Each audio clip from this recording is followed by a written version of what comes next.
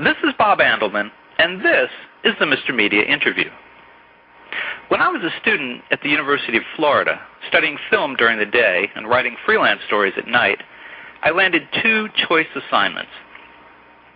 Choice, that is, for a horny, unrequited, socially awkward 20-year-old.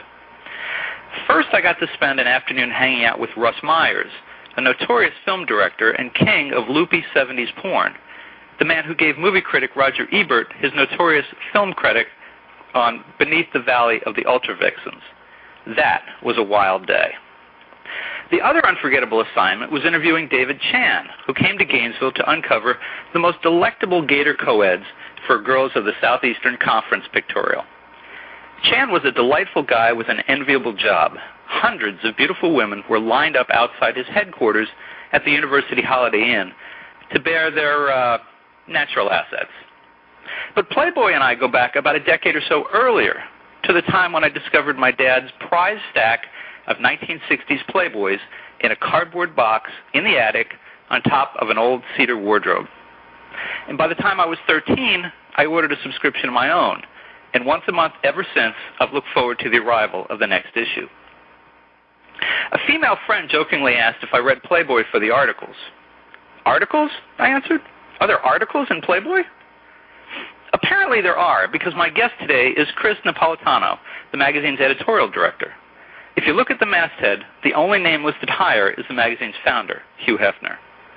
Napolitano began his career with Playboy in 1988 as an editorial assistant in the fiction department, and now, in his 20th year with the magazine, is responsible for the day-to-day editorial policy and operations of Playboy magazine. He reports to Hef and is based in the company's New York publishing headquarters. Chris, welcome to Mr. Media. Thank you. I hope I got everything right there. Yes, indeed. Yeah, you hit all that. You brought me back a little. So, when did you guys start slipping articles in between the photos? When did that happen? Ever since the first issue in 1954. In fact, we started slipping more nude photographs in the book over the next ensuing years and decade. It was pretty article heavy right from the very beginning. That's true. Actually, I do know that because I have read an awful lot of articles in there. I'm a huge fan of the Playboy interviews in particular, which wonderful part of the magazine, and I think there's probably a lot of women out there who only read the magazine for things like the interview, but, It's the one that gets attention, and it's been, we have a great tradition going back more than 40 years with the Playboy interview. How do you decide who's appropriate for the interview? Well, it's the rule of thumb is household name. We usually don't introduce personalities or thinkers, no matter how interesting we might feel the things that they have to say are. They need to reach a certain point of critical mass where people are going to seek out the magazine based on who we're talking to. It seems like in recent years the folks interviewed in there, it's broadened a bit. It's gotten a bit younger at times. It seems like there've been some rap stars in there. Yes.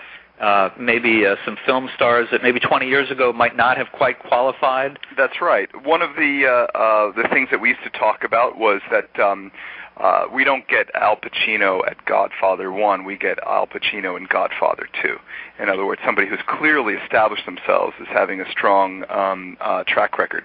But in terms of actors, and the movie industry has very much changed since then, and with films being in theaters for about 2 weeks and then going to DVD, everything moves a little bit faster, and the actors are a little younger, and perhaps not quite as iconic.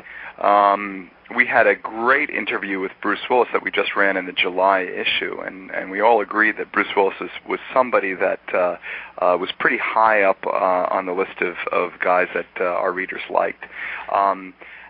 And then we scratched our heads a little bit and realized that this was the third interview with Bruce Willis, which was pretty extraordinary. There aren't very many. We were hard pressed to find it. Was Dylan? Did Hefner? Certainly did it 3 times. But it was quite an unusual thing to go back to him. And I think that's because they don't make stars like they used to. So we've adapted. Yeah, I read that was the third time for Willis, and it seems appropriate. And some people would probably scratch their heads and say, "You interviewed Bruce Willis at length 3 times." But what's interesting, it seems, about a guy like Willis is he's always got something to say. This time, I think the big takeaway was that he had changed political parties. That's right. And you got into that, and that's quite shocking, thinking about how adamantly Republican he had been in recent years. Mm-hmm. And we see a lot of the information that we publish in that long-form interview informs a lot of the coverage that Bruce Willis will get now for the next year or two. Any lengthy profile, everyone will use our interviews as a source and a source book for various personalities, and that's another thing that we're very proud of with the interview. And I imagine that's something that you look for, too, in terms of deciding who the interview will be. It's someone who, the public or the rest of the press will have to refer back to Playboy. That's right. So they're going to be able to speak on a number of different subjects in depth, coherently, and in an interesting way. These are all things that we think about when we assign the interview. A taciturn guy is not necessarily the best thing for us. Mm-hmm. It's got to be someone who has something to say and is willing to say it. Right. Exactly. Who are the big gets out there right now that you haven't been able to get, or for whatever reason have not been able to bring into the Playboy interview? Well, very often the hardest gets for us would be on the political side. I think that Hollywood responds very well to the kind of things that we do with the interview. So. The gets usually come in Hollywood. It's just a matter of time when they feel that the project is right and that they're willing to step out, or that they want to finally, let loose a little bit. So on the Hollywood side, I would love to hear from Angelina Jolie. On the political side, well, we've got a whole roster of political candidates for president out there. And we're happy. I'm going to cross my fingers and not really go into it too much, but we have had some good success with interesting some people in doing the interview for us. And as we roll out through the end of the year, you'll see who they are. I'm going to take a guess. Sure. And I don't expect you to confirm these, but I'm going to guess that on the running for president, that the 3 most interesting, for your purposes, would probably be Barack Obama, Mitt Romney, and maybe Bloomberg if he runs, because I'm guessing that Hillary Clinton just probably will not do it at all. Mm-hmm. Mm-hmm. Has she been asked and approached? We've been in conversation with Hillary and Bill, so we know where they stand with us. That would be a no? Pretty much, yeah. Okay. At this point, so the idea is to kind of come around and make them have to say yes because everybody else is talking to us. And what about in the literary area, in the cultural area? Are there writers that one of the things that used to be fascinating to read is there was a lot of literary figures who would be interviewed in there, whether it be Norman Mailer or people like that. There doesn't seem to be as many of those these days. Well, I've kind of put on the slate that we should have our eye on John Updike for an interview. He's a regular contributor to the magazine, but I think that he's a shy guy and a shy public speaker, but he's a very engaging guy, and I think that our readers would be interested. And it's kind of funny that we haven't quite covered him. Philip Roth is another guy that I want to bring in and land. Thomas Pynchon would be another person I think that would make headlines, perhaps a little bit offbeat for our for the bulk of our readers, but that would be another kind of literary find for us. But in general, the reason why you don't see as many writers these days is when we look at the total package of the magazine, we've had extraordinarily good fortune in landing writers to write for us. So, if we have them contributing pieces, we're less inclined to try to find a way to get them in the magazine using the interview as a platform. Well, that makes sense. Now let's flip over. Of course, besides the interview, the other thing that Playboy tends to be known for is getting celebrity women to pose for the magazine. Yes. That is the other, I'm thinking that's the other big part of the equation in terms of if Playboy wants to make a big splash this month, it would love to have a big celebrity interview and a big celebrity photo spread. That's right. Is that a fair... Yep. Although we don't tie the interview and the photos together. No, it's nice to have two big ones in the same issue. Absolutely. Two big features, pardon me. Mm-hmm. I don't want to suggest I meant anything other than that. Again, there was talk in the last couple of years that women were not as inclined to pose for Playboy as maybe they had been in the past, that they didn't see it as the same path. Mm-hmm. Do you see that as true these days? Yes, I mean, I think that it's a more complicated environment than it has been in the past. I think that personally, a lot of celebrities would be more than happy to pose for us. But there's a number of people who have a lot at stake in their individual decisions. It's not the same as when Sharon Stone and Philip Dixon decided take some photographs. There's a whole bunch of ramifications. They have endorsements, commercial endorsements. They have appearance fees at stakes and a bunch of advisors, and so it's a really complicated process these days. And what we try to do is just reduce it to the idea that never mind the money, naturally the PR and establishing yourself and showing another side of yourself to the public is a major factor, and they should definitely consider that as a plus. But also it's about taking a great photograph, a kind of photograph that will be seared in the memory of the national consciousness, and I think that's something that is doesn't come up as often as it should in our conversations with them. If the phone rings when we're done, and it's Angelina Jolie's people, and they're calling to say, listen, Angelina would love to do the magazine. Your choice. She'll either do the interview or she'll do a photo spread. Which do you choose? Well, I would certainly choose the photo spread first. Okay. Absolutely. Okay. So this is good. This is consistent with what I expected. Yes. I'm afraid I'd be disappointed if you said anything else, Chris. Who else would you like to have do a photo spread in the coming months to year?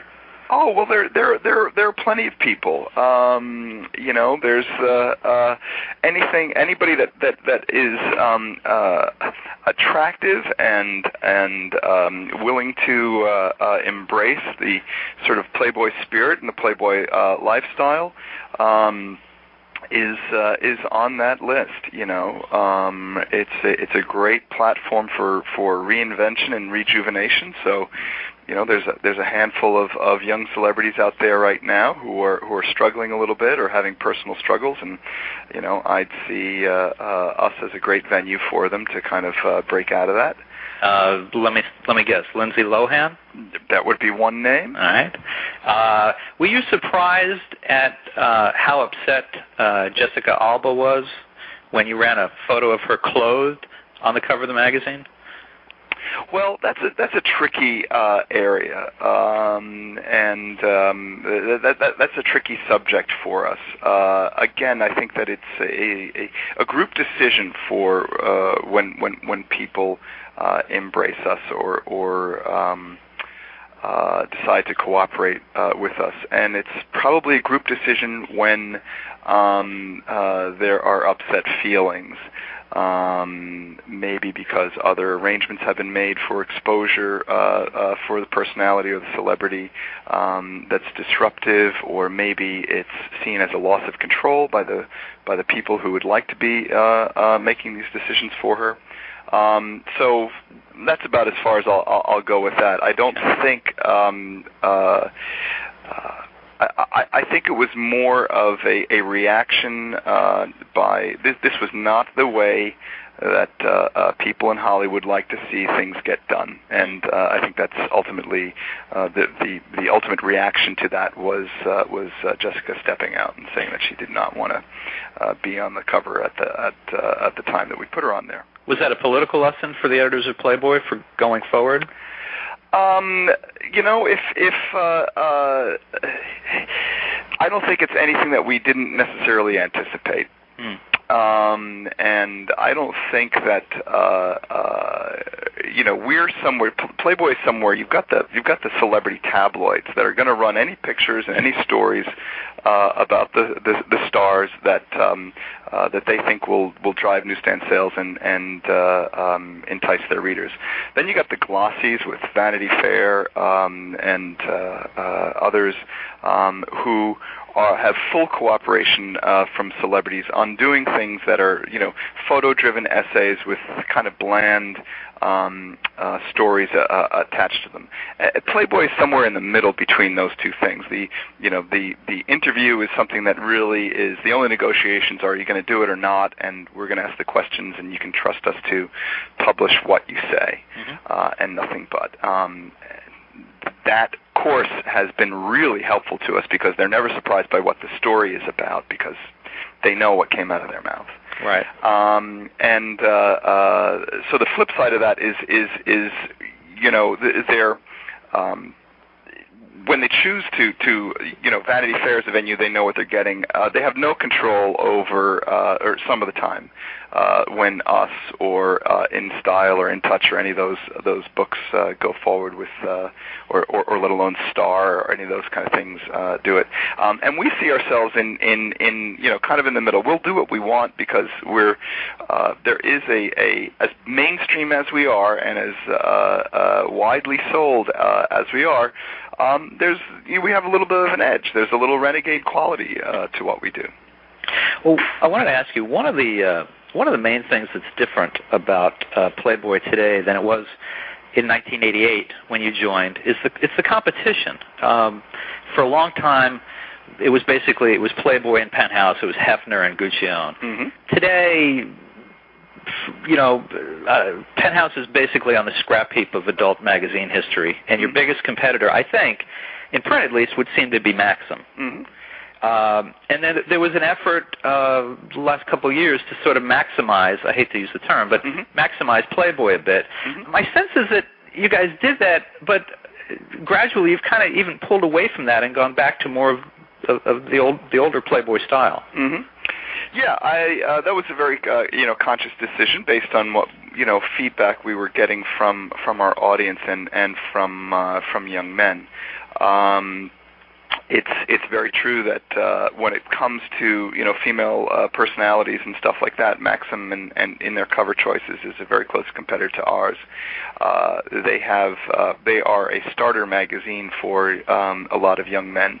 Oh boy, they're going to love that term. I like that. Oh sure. Well, they have been reinventing themselves 3 times a year in an effort to get away from that. But the reality is that you can attract guys' attention, but to hold it over the long term, which is what most magazines on the newsstand are about these days.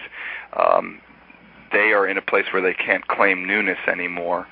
You have to provide something substantial, and those are the kind of reactions that we were getting. That there might be short attention span stuff going on everywhere on the net or on TV or in video games or whatever, but the best service a magazine can provide is high quality entertainment in print form. So we look at the core of our magazine, the interview and everything on that as not easily mimicked or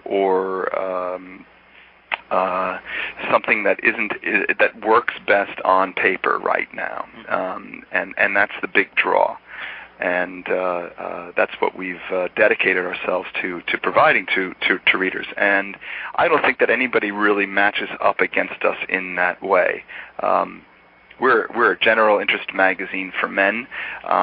We have a lot of content overlap with GQ and Esquire.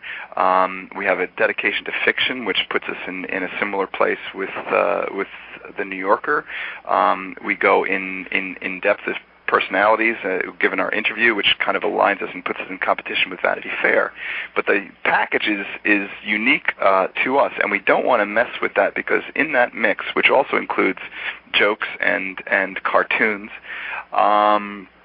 is the secret to why people stay with us so long. And I think that's a lesson learned that will be learned by other people who truly want to compete with us.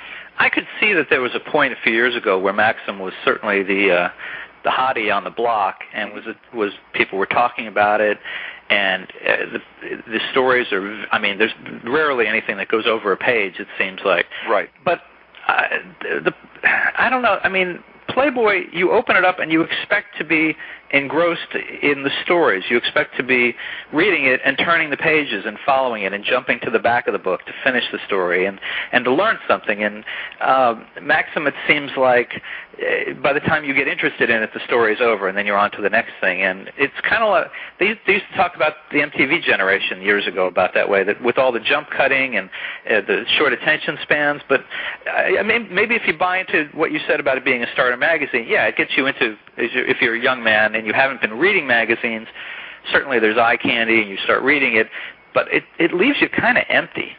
Yeah, I would agree, and I think definitely, you know, we're editors talking to each other, and we're in a field where we're curious and where we like to you know, read and consume that kind of material.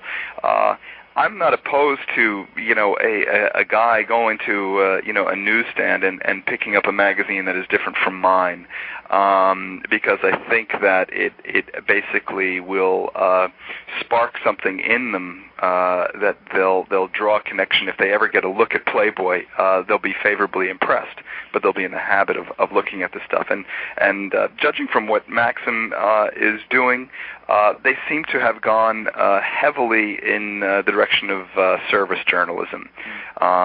So they're still, you know, kind of pitching woo to their marketers and their advertisers, and providing them with a lot of face-offs that are similar in terms of content. But the other, you know, the flip side is that they really are kind of packing every page with a lot of consumable things. They're keeping their guys up to date with a lot of products and gadgets. And, you know, we'll have to see whether that's going to be successful for them. But they don't really have, don't seem to be showing any interest in personalities or articles or fiction. So, you know, it's a different model. Now, I mentioned that it used to be Hefner and Guccione were the guys that everyone equated with the men's magazines. Guccione, of course, is not involved with Penthouse anymore. Hefner, from what we read, what we see, he's still there, but not maybe as active in the magazine. And my question really is there you think there'll be another generation of editors, perhaps like yourself, that will rise in the coming years and become associated with these magazines? At Esquire, I mean, David Granger is clearly connected to that. People, you know, yes, who are kind of in the industry, they know that's a David Granger product. It's got his fingerprint all over it. But you know, will people be talking about Chris Napolitano the same way, or whoever becomes, you know, whoever takes charge at Maxim, or is there, you know, will these things still be, you know, it's Hefner and Guccione, and then there's not so much a visible personality beyond that? Yeah, well, it's funny to say, you know, less so than Guccione, and more so Jan Wenner. I think Jan and Hefner and their magazines and their products are kind of very similar, and they both, you know, invented these things. And I don't know whether magazines and the corporate climate necessarily, whether you're going to see magazine products that are identified with a personality like that. But, you know, this is I would say that this is a Hugh Hefner product. I mean, I'm in there and I'm making a lot of decisions about where we're going and generating material. But for our company, there's nothing wrong with the identification of Hef and the magazine and the Playboy brand. That just is. I don't think that that we could possibly get somebody else to do the things that Hef does for this company. And I'm glad you mentioned it, because I want to ask you, what does, relative to the magazine, what does Hef have to do with the magazine these days? Oh, he does a lot. He is, a very easy guy to reach. For as famous a guy and as much as he has going on day to day, I don't know where he finds the time, but he's dedicates 2 or 3 hours a day to the magazine, and that goes from everything of talking to our photo editors on the West Coast, who are very close to him and nearby, on generating Playmate photography, or working with our photo director Gary Cole on the major and minor photography. Or engaging in dialogues with our cartoonists, and approving the work that they do. Get a lot of different ideas coming across his desk, and he's picking stuff for them to finalize. Who's the last hand on the magazine when it goes out the door? Is it you or is it him at this point? I would give it to him, but I don't quite know what that what that really means. I mean, there are 3 or 4 points when the material that we're pursuing is passed before Hef for review. Okay. And we pace out the magazine at the very beginning of the process, before any work is even turned into copy or research or whatnot. We basically know where things are going in each magazine. He might think that something's inappropriate or wish for us to improve it, but we're probably on the same page with that. And then the work starts coming in, and it's a lot of work. We a lot of moving parts to this thing. Mm-hmm. And when stories enter the system, he's going to get a read on it. When layouts are being built, they come out of Chicago and New York and go for his approval. And eventually, we get everything. He has seen everything that goes into the magazine and given it the thumbs up, and then we have to make it all work. So that's really the last hand in terms of the detail work. And if there are changes that come along or things that get adjusted, it's just time to pick up the phone and fill them in. And Chris, you've been sitting in the big seat now for, I think, about 3 years. Mm-hmm. I think we're just about at 3 years. Have you had a moment where he's wanted to do something or something has come up and you've had to say no to Hugh Hefner, or you've had to take a stand and kind of say, look? Yeah, in the 3 years that we've been that I've been doing this, I've been here for a very long time. He's very clear about what he wants. He knows that he's creating an atmosphere and a feeling. He doesn't pretend to be inside the mind of a 30-year-old guy, but he pretty much wants to know what that 30-year-old guy should think of us. So using that, we generate a whole lot of ideas. In that time frame that I've been here, he's spiked I'd say about 3 stories for admittedly good reasons, and this is where he and I both are proving it all along the process where, okay, you see it on the schedule, or maybe it's an iffy idea, but you really go through the whole thing, and then you got 2 weeks before you go to the printer, and he says no. Usually in the humor or the more Maximy vein of things.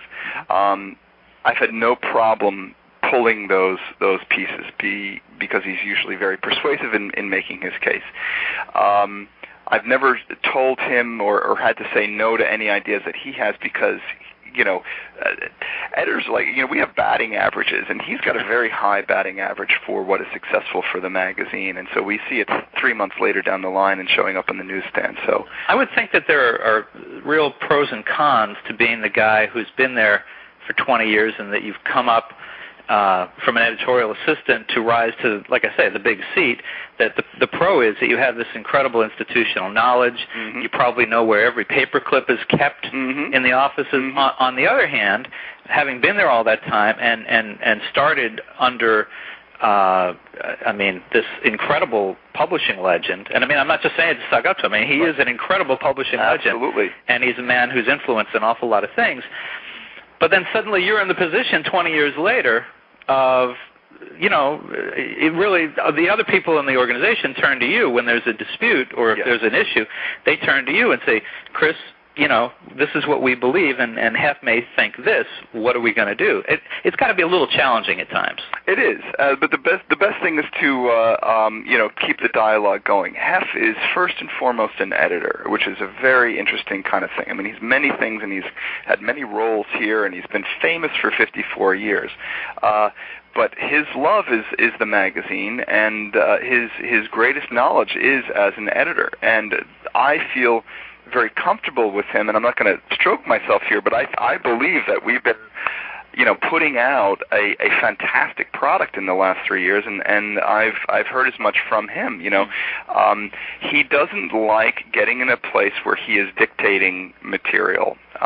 He wants you to understand what he's looking for, and he wants to get it. But when he starts shortening that leash, or when he starts feeling that you can't give him what he's looking for, that's when people panic or start making the wrong moves.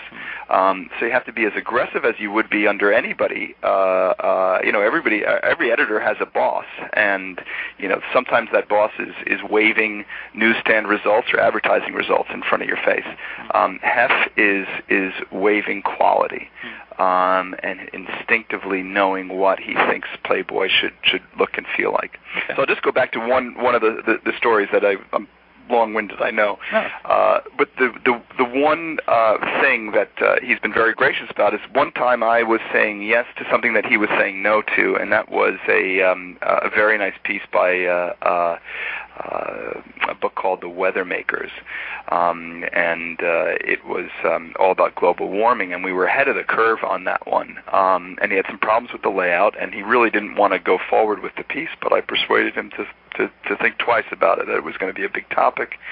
And he was very happy when our issue hit the stands. Then 2 weeks later, 60 Minutes used the same kind of iconic image that we did, which was a polar bear on a tropical island. And then 2 weeks after that, Vanity Fair came out with their first green issue. So you do have to stand your ground and persuade him. Here's why we're doing this.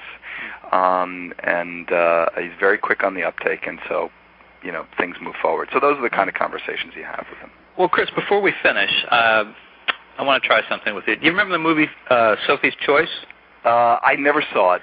Well, the basic idea was that I think it's the Nazis are going to take one. She has 2 kids. They're going to take one of the 2 kids, and she has to choose which one's going to die. Okay. So this is your Sophie's Choice. I'm going to kill one of Playboy's most treasured features, and you have to choose which one to save. Is it the Playboy interview or the Playboy jokes? Oh, boy. Oh, I would, wow. I'd kill the jokes. You kill the jokes. Okay, I'm not done. Now, the Playboy interview or the forum? I'd kill the forum. Okay, the Playboy interview or the Playboy advisor? Wow, that's another tough one. I could get what I get from the advisor in other places. I'd kill the advisor. Oh, tell Chip Rowe I'm very sorry. Yeah. All right. Get him something else to do. All right, last one. Well, he is multi-talented. Yes. Playboy interview or the centerfold? The interview. There we go, folks. We've narrowed down what's important in the magazine. All right, last question. Sure. Chris, you're married, and I understand you've got 2 children. Yes. How does the editor of Playboy position his workday when he gets home at night? Oh, I got to let it go. I have to let it go. This is, I don't take notes as to what happens during the day. This is a very interesting job to have. But you can care about something too deeply. And I'm so happy and pleased with the editorial product that we put out. I don't want to brag, but there's nothing that I don't like about what we put on paper for the magazine. There are a host of other things that I'm responsible for or in the middle of. I can, if there's 10 things, I have to be happy. Success is defined by, 6 things of, 6 out of those 10 things being right. And I want 10 out of 10, and that can be nerve-wracking. But that's my problem, and I got to let that go. All right, but maybe I should have asked the question slightly differently. Sure. I think you're 43? Yeah. Okay. You've got 2 kids, probably not too old. Right. Right? Wife. How do they explain what Daddy does? Well, it's kind of interesting. I have a daughter, and she's older. I don't think she's at the age yet where her classmates might have picked up the magazine or found it, but they've been in the office and they've seen gotten glimpses of what we're all about here. And it's just a simple thing of this is for adults. This is for adult men, and just like you'll see me have a glass of wine during dinner, and you're drinking juice. That's just the way it is. I like that. I think that's a great note to go out on. Yeah. Chris, thank you so much for joining us at Mr. Media this week. Thanks for having me. Thank you. It's been a pleasure.